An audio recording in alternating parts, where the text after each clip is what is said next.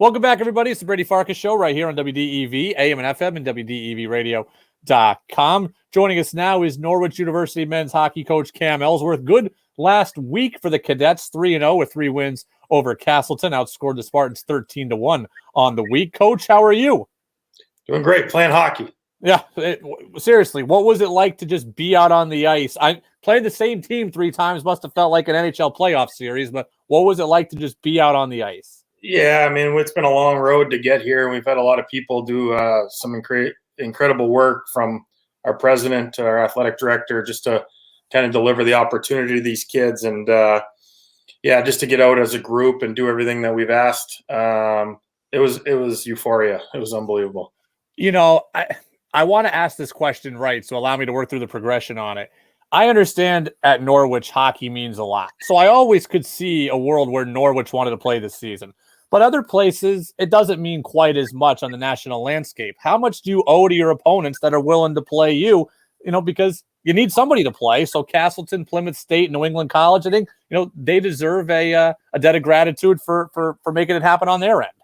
Yeah, I mean, I don't know if I look at it. I think they're doing, to them and to those kids, it means the same thing as it does here to us and our kids, right? And maybe the fan base that was built and success that was here well before I was here or our guys were here.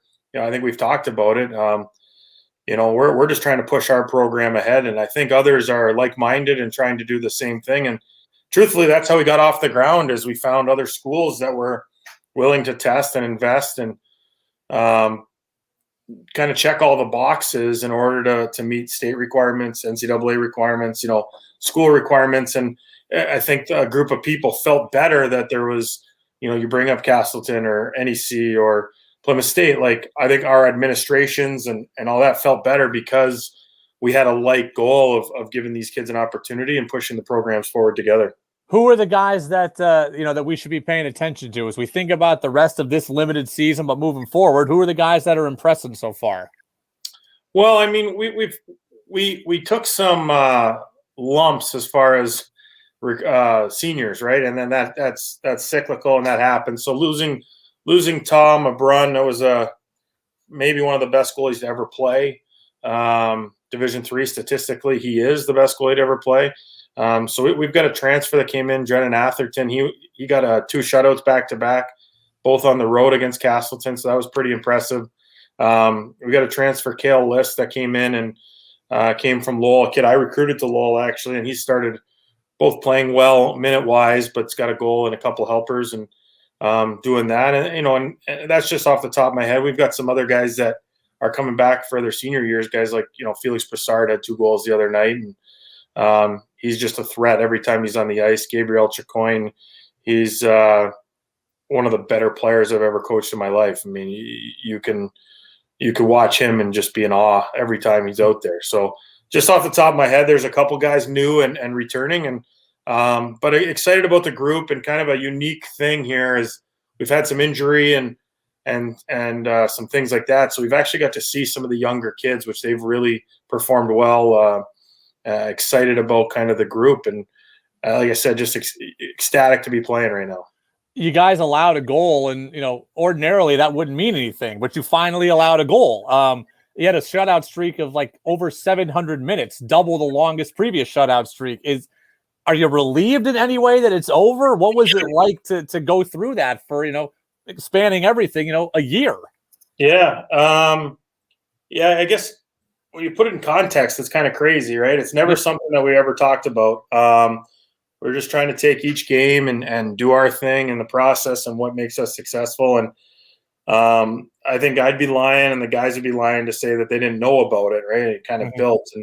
And leaving off last year in such a weird, bad note, bad taste in your mouth, and then all of a sudden this is kind of still going, was energetic. And now that it's over, extremely proud of just a bunch of guys that worked hard. Again, it's not just a goalie thing. And if you've ever watched us play, I mean, we play hard together, and I think those are team numbers.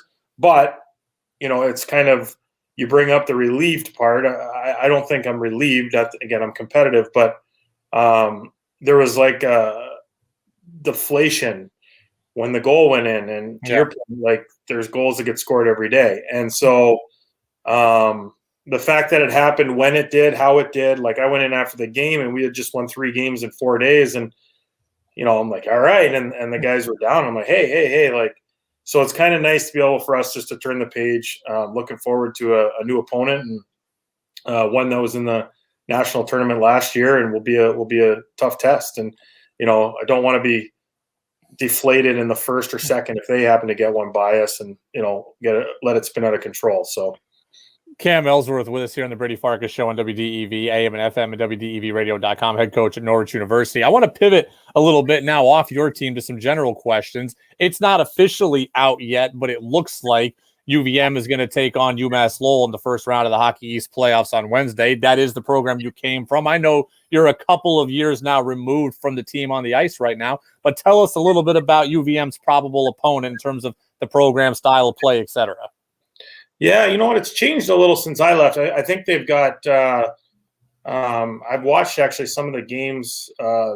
They were just up there, I think, a couple weeks ago. And so I got to watch some of the games. And, Norm to me is the best leader. It's their head coach, Norm Bazin, best leader I've ever been around. Just I learned a ton from him just about leading a program and leading men and messaging and all of those things. I was very fortunate to work with him for 7 years.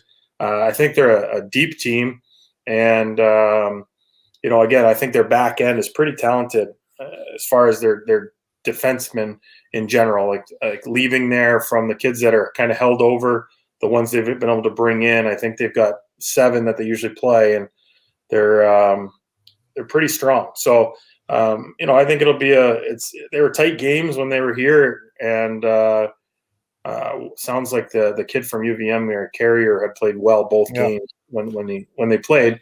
And I think it's just going to be a 1-game playoff, right? So kind of with the new thing. So I mean, anything can happen. We had some old games against them back in the days that were very difficult, and I think playoffs are kind of that kind of thing. So.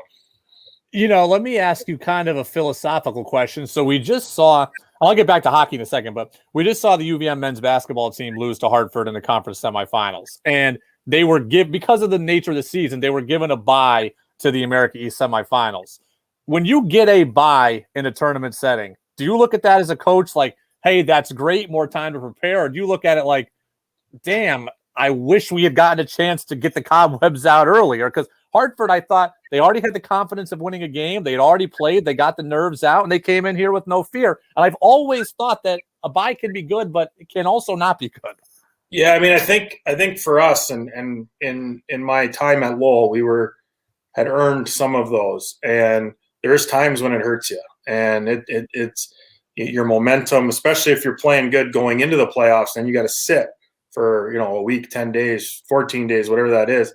It's challenging to get the practice schedule and keep that energy level. And, the end of the year is just so competitive. And if you're doing that and going and going and going, and then you're just off, it's really hard. Now, the flip side, I have been part of some buys where that allowed extra guys to get healthy or an illness went through and, pre-COVID, but like where all of a sudden that was the greatest thing on earth. So it was like, I think it kind of depends on the team. And, again, I'm a big baseball fan, and I've seen it where that team sits and waits and somebody just comes in raring to go and hot and, in any sport. So I think it's a little bit based on the year, just the individual year and how that team is. If you're healthy, most coaches, at least me, if you're healthy, you just want to keep playing. You want to keep going out there and keep the level where it is.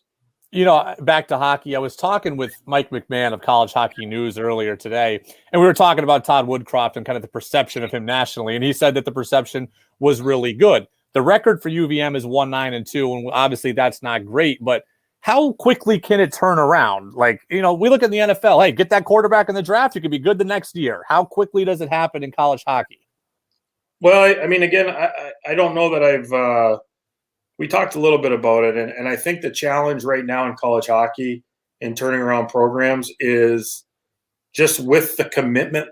There's been so many of the younger commitment that the kids just aren't out there to instantly change fortunes. Yeah.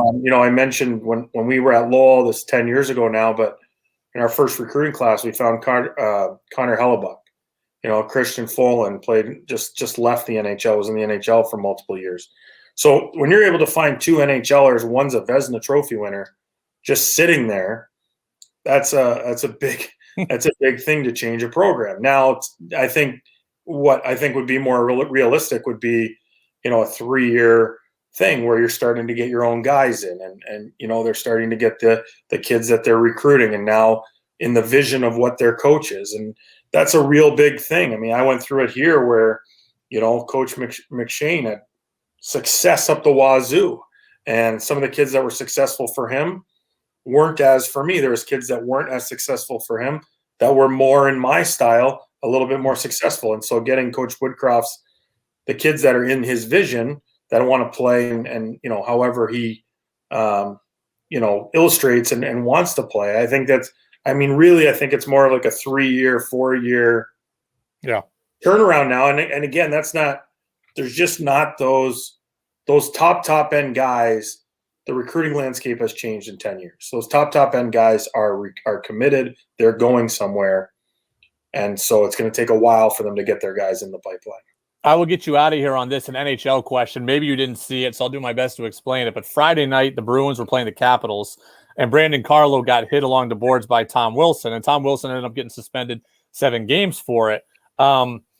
What is proper etiquette so Carlo's on the boards, kind of behind the net, and his face is up, but I wouldn't say he was real alert as to, a missile coming at him. What is the etiquette in that situation? Wilson got suspended 7 games for it, so clearly it was dirty, but what are you supposed to do as somebody going to defend the boards like that? Yeah, I mean, it's real tough because he didn't get a penalty on the play. Right.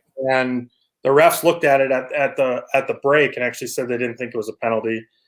And I think some of Wilson's past, not that I know him, but just his past of being a little bit more agitating, played against him. And again, as maybe a New England sports show, everybody wants to defend Boston.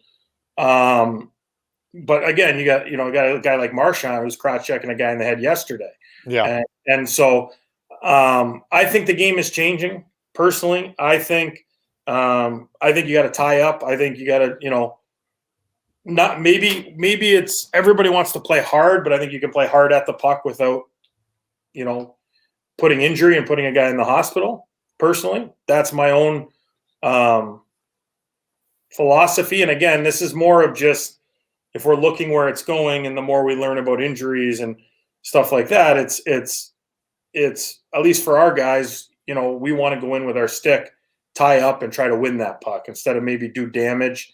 And we want to inflict, we want to be hard to play against personally for us, not that we're comparing us to an NHL, but we want to be hard to play against because we make them turn, because we make them defend us, because we make them tired that way versus physically beating them up. At the same time, that's a guy that makes a living being hard to play against in a physical manner. And I think it's a really interesting right now. And as you've seen, you have, I don't know, it's really hard for me because you got, Trent Frederick and Ovechkin, where Ovechkin spears him. To me, that's egregious. That should have been suspension. Like, that is like 7 angles on camera where he tried to inflict pain. Yeah. And so I just think there's some history there. Again, I don't know if I have the proper answer. Everybody's going to think different on the hit itself. Hopefully, more than anything, that I don't know Carlo personally. I know some people that know him personally, and seems like a really good guy. I just hope he's healthy and gets back to playing. Well, Bruce Cassidy said week to week, but he is out of the hospital and back. So Cam Ellsworth, head coach at Norwich University, his team is 3-0. They're going to take on Plymouth State coming up for a doubleheader this Friday and Saturday. So, Coachman, we appreciate the time and the perspective on a wide range of topics today, and we will talk to you again soon. Look forward to it. Thank you.